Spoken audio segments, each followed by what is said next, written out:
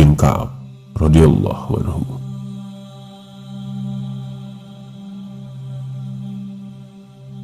Ubay bin Ka'ab al-Ansari, salah seorang sahabat mulia, seorang sahabat Ansor yang disebut qarinya atau pembaca Al-Qur'annya Rasulullah. Ia datang ke Mekah bertemu Rasulullah dan menawarkan kota Madinah, negeri yang aman untuk hijrah beliau. Dia adalah Ubay bin Ka'ab bin Qais al-Hajrazi al-Ansari. Ia memiliki dua kunyah. Rasulullah memberi kunyah Abu al-Munzir, sedangkan Umar menyebutnya dengan Abu Atufail karena ia memiliki seorang putra yang bernama Atufail. Ubay adalah seorang laki-laki yang rambut dan janggutnya berwarna putih. Namun ia tak mengubah warna perak rambut kepalanya itu dengan inai ataupun warna lainnya. Allah Ta'ala memilih Ubay termasuk salah seorang yang pertama-tama memeluk Islam. Ia bersyahadat dan baiat Aqabah kedua. Saat Rasulullah SAW tiba di Madinah, ia dipersaudarakan dengan Sa'id bin Zaid, salah seorang dari 10 orang sahabat utama Al-Mubashiruna bil Jannah. Rasulullah SAW adalah pendidik yang handal. Beliau memberi teladan dengan lisan dan perbuatan. Apa yang beliau ajarkan akan menancap di hati, menjadi guratan-guratan yang muncul dalam perbuatan. Ubay bin Ka'ab merasakan murninya pendidikan nubuwah itu. Dari Abu Hurairah radhiyallahu anhu, Rasulullah SAW menemui Ubay bin Ka'ab. Kemudian beliau SAW berkata, "Wahai Ubay." Saat itu Ubay sedang sholat. Ia hanya menoleh, tapi tidak menjawab panggilan Nabi. Ubay melanjutkan sholatnya dan menyegerakannya. Setelah itu ia menemui Rasulullah SAW. "Assalamualaikum ya Rasulullah," sapa Ubay. Rasulullah bersabda, "Hai Ubay, apa yang menghalangi untuk menjawab panggilanku saat aku memanggilmu tadi?" "Wahai Rasulullah, tadi aku sedang sholat," jawab Ubay. Beliau SAW menanggapi, "Tidakkah engkau mendapati sesuatu yang diwahyukan kepadaku? Penuhilah seruan Allah dan seruan Rasul apabila Rasul menyuruh kamu pada sesuatu yang memberi kehidupan kepada kamu." Quran Al-Anfal ayat 24. "Iya, aku telah mengetahuinya. Aku tidak akan mengulanginya lagi, insya Allah," janji Ubay.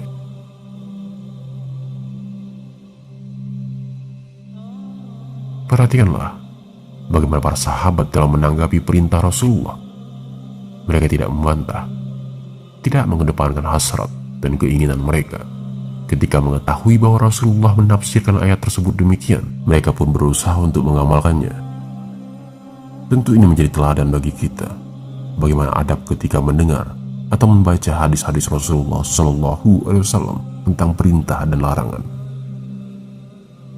Rasulullah melarang kita dari riba, mendekati zina, dan lain-lain. Beliau memerintahkan wanita muslimah untuk mengenakan hijab yang sempurna. Ingatlah pesan Allah yang disampaikan oleh Rasulullah dalam surah Al-Anfal ayat 24 tersebut. "Hai orang-orang yang beriman, penuhilah seruan Allah dan seruan Rasul apabila Rasul menyeru kamu pada sesuatu yang memberi kehidupan kepada kamu. Ketahuilah bahwa sesungguhnya Allah membatasi antara manusia dan hatinya, dan sesungguhnya kepadanya lah kamu akan dikumpulkan." Quran surah Al-Anfal ayat 24. Dalam riwayat Imam Ahmad dalam sanad Abu Hurairah dari Ubay bin Ka'ab, bahwasanya Rasulullah SAW bersabda, "Maukah ku ajarkan kepadamu suatu surat yang tidak dia turunkan, yang semisal dalam Taurat dan Injil, juga tidak ada pada Al-Quran yang semisalnya?" Ubay menjawab, "Tentu. Aku berharap sebelum engkau keluar dari pintu itu, engkau telah mempelajarinya, kata Rasulullah. Kemudian Rasulullah berdiri, dan aku berdiri bersamanya. Beliau menggandeng tanganku sambil mengajarkanku, sampai beliau hampir sampai di pintu. Aku berkata kepada beliau, "Wahai Rasulullah, mana surat yang Anda janjikan untukku?" Beliau berkata, "Apa yang engkau baca saat sholat?" "Aku membaca surah Al-Fatihah," jawabku. Itulah dia, surat yang tidak terdapat dalam Injil dan Taurat, bahkan dalam Al-Quran yang menyamai kemuliaannya. Surat itu adalah 7 ayat yang berulang-ulang, dan Al-Quran yang agung yang diwahyukan kepadaku. Demikianlah semangatnya Ubay bin Ka'ab dan sahabat-sahabat lainnya untuk memperoleh ilmu dari Rasulullah.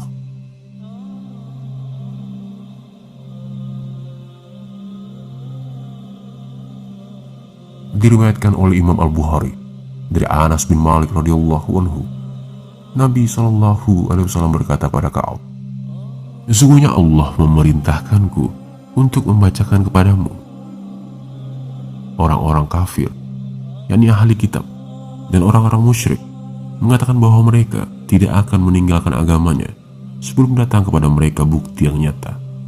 Quran Surah Al-Bayyinah ayat 1. "Dia, Allah, menyebut namaku, wahai Rasulullah?" tanya Ubay penuh haru. "Iya," jawab Nabi. Kemudian Ubay pun menangis. Hadis riwayat Abu Bukhari. Ubay bin Ka'ab adalah orang yang mencatat dan menyusun Al-Quran di zaman Rasulullah SAW. Imam Al-Bukhari meriwayatkan dengan sanadnya dari Qatadah. Ia berkata, "Aku bertanya kepada Anas bin Malik, siapa yang mengumpulkan Al-Quran di masa Nabi?" Anas menjawab, "Ada 4 orang, semuanya dari kalangan Ansor: Ubay bin Ka'ab, Mu'adz bin Jabal, Zaid bin Sabit, dan Abu Zaid radhiyallahu anhum ajma'in." Hadis riwayat Al-Bukhari. Rasulullah SAW menyatakan bahwa ia adalah orang yang paling fasih bacaan Al-Qurannya di umat ini. Dari Anas bin Malik radhiyallahu anhu, Rasulullah SAW bersabda, "Umatku yang paling penyayang terhadap yang lain adalah Abu Bakar. Yang paling kokoh dalam menjalankan perintah Allah adalah Umar. Yang paling jujur dan pemalu adalah Utsman. Yang mengetahui halal dan haram adalah Mu'adz bin Jabal. Yang paling mengetahui ilmu faraid atau pembagian harta warisan adalah Zaid bin Sabit. Yang paling bagus bacaan Al-Qurannya adalah Ubay. Setiap umat mempunyai orang kepercayaan, dan orang kepercayaan umat ini adalah Abu Ubaidah bin Al-Zarrah." Hadis riwayat At-Tirmizi. Rasulullah SAW mengakui luasnya ilmu Ubay bin Ka'ab. Dalam Sahih Muslim terdapat sebuah hadis dari Ubay bin Ka'ab. Ia berkata, Rasulullah SAW bertanya, "Wahai Abu Al-Munzir, tahukah engkau satu ayat yang paling agung dalam kitabullah yang kau hafal?" Ubay menjawab, "Allah dan Rasulnya lah yang lebih mengetahui." "Wahai Abu Al-Munzir, tahukah engkau satu ayat yang paling agung dalam kitabullah yang kau hafal?" Rasulullah ingin Ubay menjawabnya. Aku menjawab, "Allahu la ilaha illa huwa hayyul qayyum." Allah, dialah yang tidak ada sesembahan selain dia, yang maha hidup dan terus-menerus mengurusi makhluknya. Kemudian Rasulullah SAW menerapkan tangannya di dadaku dan mengatakan, "Demi Allah, semoga dadamu ini dipenuhi dengan ilmu, wahai Abu Al-Munzir." Hadis riwayat Muslim. Banyak tokoh-tokoh sahabat yang belajar Al-Quran dari Ubay. Di antara mereka Ibnu Abbas, Abu Hurairah, Abdullah bin Ayyas bin Abi Rabi'ah, Abu Abdurrahman As-Sulami radhiyallahu anhu ajma'in. kemuliaan lainnya yang disandang sahabat Ansar ini adalah sebagai penulis wahyu. Ubay adalah orang pertama di Madinah yang menuliskan wahyu untuk Rasulullah. Kalau tidak ada Ubay, baru Rasulullah memanggil Zaid bin Sabit. Di zaman Umar, ia diangkat menjadi hakim di Yaman. Ubay bin Ka'ab menjadi guru dari sahabat-sahabat utama dalam bidang Al-Quran. Di antara murid beliau adalah Abdullah bin Abbas, Abu Hurairah, Abdullah bin Said, Abdullah bin Iyasi bin Abi Rabi'ah, Abu Abdurrahman As-Sulami radhiyallahu anhum ajma'in. Selain Al-Quran, Ubay juga meriwayatkan beberapa hadis Rasulullah Sallallahu Alaihi Wasallam. Di antaranya adalah diriwayatkan oleh Imam Al-Bukhari dengan sanadnya dari Suwaid bin Ghaflah. Ia berkata, "Aku bertemu dengan Ubay bin Ka'ab. Ia mengatakan, aku menemukan sebuah kantong yang berisikan 100 dinar. Kemudian aku menemui Nabi. Beliau bersabda, umumkanlah selama setahun. Aku pun mengumumkannya selama setahun, namun tidak ada yang mengakuinya. Kemudian kutemui lagi Nabi. Beliau bersabda, umumkanlah selama setahun. Kuumumkan setahun, namun tak ada juga yang mengakuinya. Kemudian kutemui lagi beliau untuk yang ketiga kalinya. Beliau bersabda, jaga wadah, jumlah, dan pengikatnya. Jika pemiliknya datang, berikan. Jika tidak, gunakanlah. Aku pun menggunakannya." Ubay bin Ka'ab memotivasi kaum muslimin untuk serius mempelajari bahasa Arab. Beliau mengatakan, pelajarilah bahasa Arab sebagaimana kalian mempelajari menghafal Al-Quran. Ia juga mengajarkan agar kaum muslimin mengedepankan Allah dari segala hal. Di antara pesannya adalah, tidaklah seorang hamba meninggalkan sesuatu yang memotivasinya hanya karena Allah. Pasti Allah akan menggantikan sesuatu yang lebih baik untuknya dari jalan yang tidak ia sangka-sangka.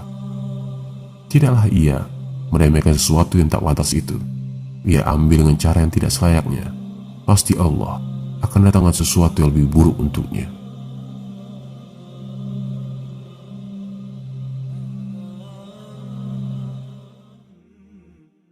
Para sejarawan berbeda pendapat tentang kapan tahun wafatnya Ubay. Ada yang mengatakan ia wafat pada masa kekhalifahan Umar, itu pada tahun 19 Hijriah. Ada juga yang mengatakan tahun 20 Hijriah. Pendapat lainnya menyatakan tahun 22 Hijriah pada masa Khalifah Utsman di tahun 32 Hijriah. Pendapat terakhir ini terdapat dalam Al-Mustadrak, dan ini merupakan pendapat yang paling kuat karena Utsman memasukkannya dalam penyusun Al-Quran. Semoga kisah ini bermanfaat bagi kita semua. Ubay bin Ka'ab yang paling fasih bacaan Al-Qurannya